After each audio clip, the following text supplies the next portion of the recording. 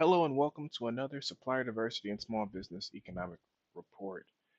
I'm Jamie White and I'm here to discuss all of the news that happened this week and how it has affected or can affect supplier diverse and small businesses. I want to first start out with a article that came across a couple of days ago uh, from the Business Insider that just talks about the economy of every state ranked from worst to best.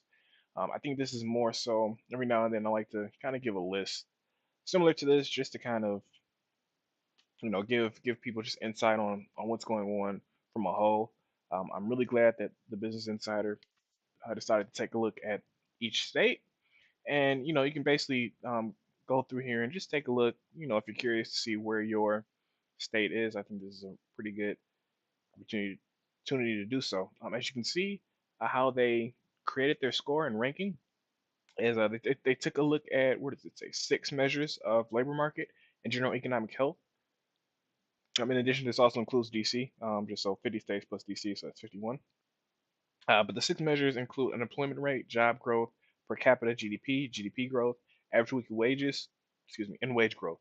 So take a look at, so they combine all of that to come up with a score. Um, Unfortunately, if when a list like this, for there to be a number one, there has to be a number 51. And unfortunately, according to the Business Insider list, number 51 is Mississippi. And then number one, if we kind of go, all the way down. And if you're curious, kind of where your state ranks, definitely take a look at this article, which I'll have in the link below. But number one is the District of Columbia. But if you think that that's kind of cheating, then we'll go to the number two state, which would be Washington, or number two on this would be Washington.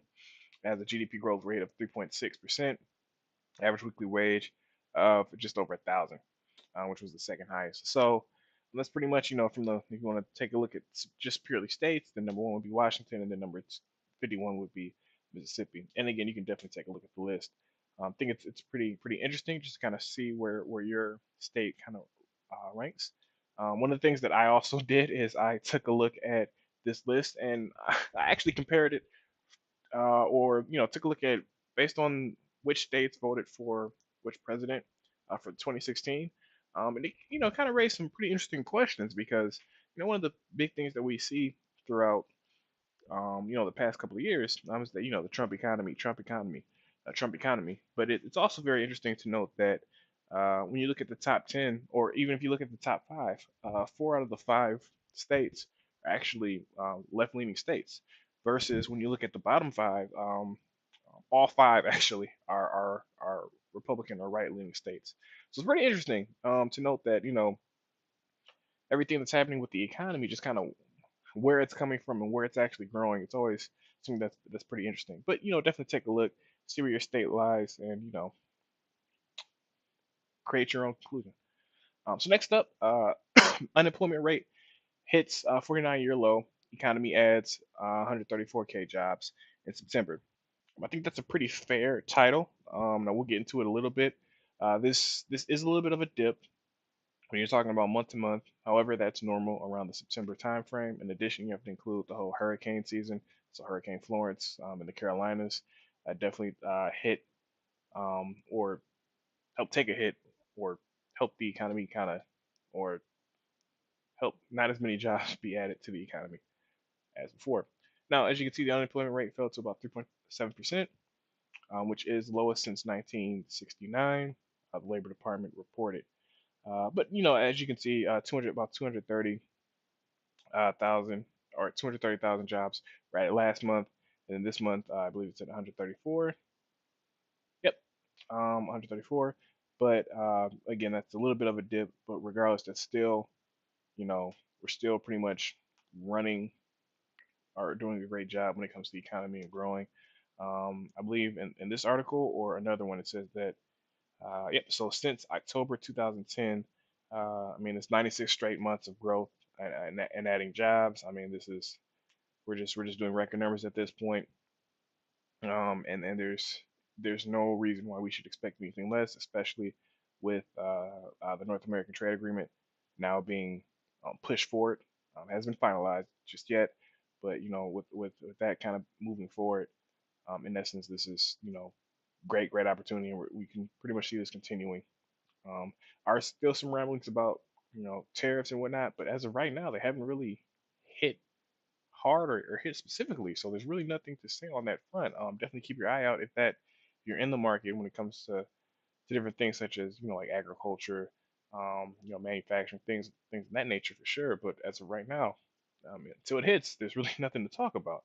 So moving forward, we took a look at kind of as the economy or as a whole, if you will, you know, how was hiring and how's job growth and GDP and whatnot. Well, not GDP, not yet, but more so hiring and whatnot. Now we're going to take a look at it from the small business perspective because that's what I'm here for.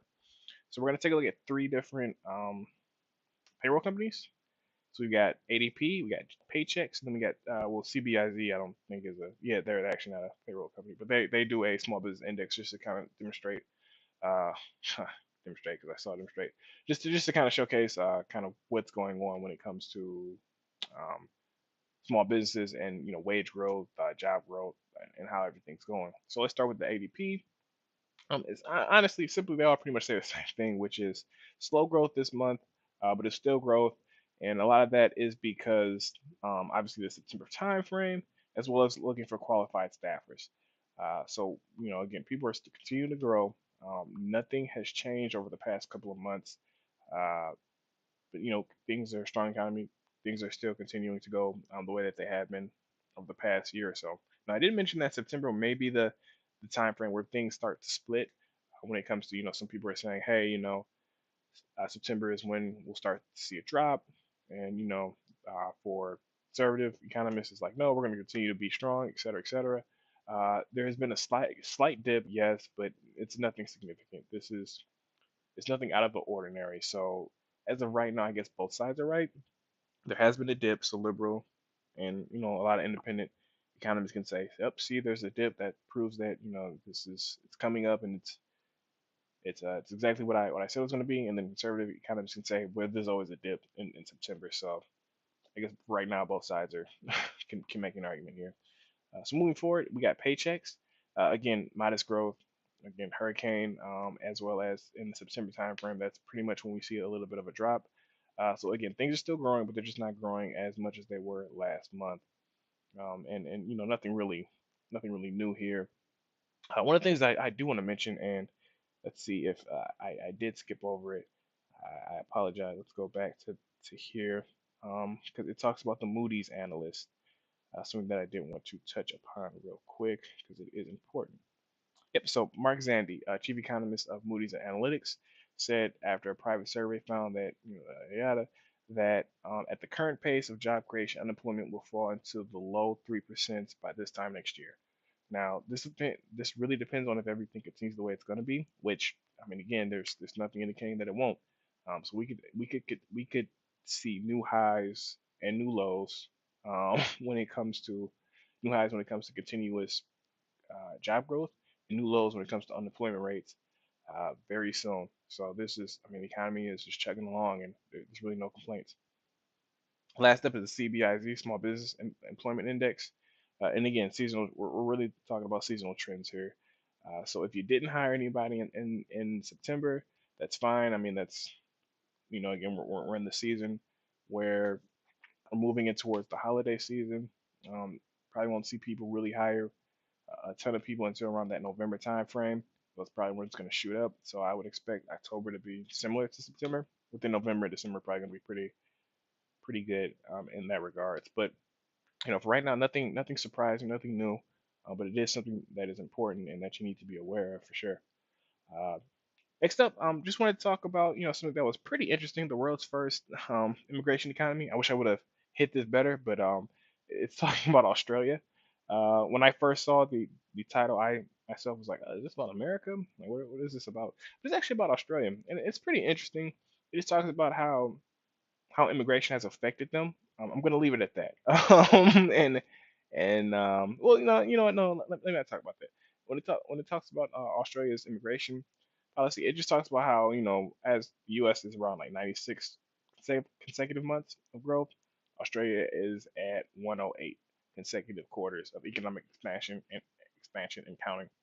And it just talks about how how immigration, when it comes to that country, how it's influencing kind of how they're dealing with with their economy essentially, and how it's growing rapidly, and things such as like real estate and jobs and whatnot, small businesses are just expanding in that country because of that, and just kind of how they're handling it. So, for example, if you want to get a citizenship in Australia, one of the better ways to do it is to attend a college or university there. So, they just talk about kind of things of that, and just kind of how they're developing their infrastructure to handle immigration. That was pretty interesting. I know it's a hot button topic here. I think it's actually something that's pretty good for both sides when it comes to creating a foundation or creating a process when it comes to people looking to enter a country. So definitely take a look at if I know it's a hot button topic, so definitely take a look and see how they're doing it and see how it's successful for them. 'Cause it's pretty interesting. And then lastly, we want to talk about something specifically to supply diversity. California Public Utilities Commission officials said supply diversity would serve as a focal point of the agency's 16th annual public hearing while also garnering community feedback. So basically, the California Public Utilities Commission, they're really big when it comes to supply diversity. We're just essentially seeing that expand here. They have a lot of requirements when it comes to tracking your diverse spend and kind of reporting that back to, excuse me, to the states. So obviously they're taking it seriously, and you should probably see this expanding. So if you're a diverse business, in particular doing business with one of the public utilities, obviously this is a huge opportunity for you, and it's something that definitely take a look at in the near future. So that being said, my name is Jimmy White. As always, thank you so much for checking in, listening. If you have any questions, feel free to let me know. Please like, follow, subscribe, share, and as always, have a great day.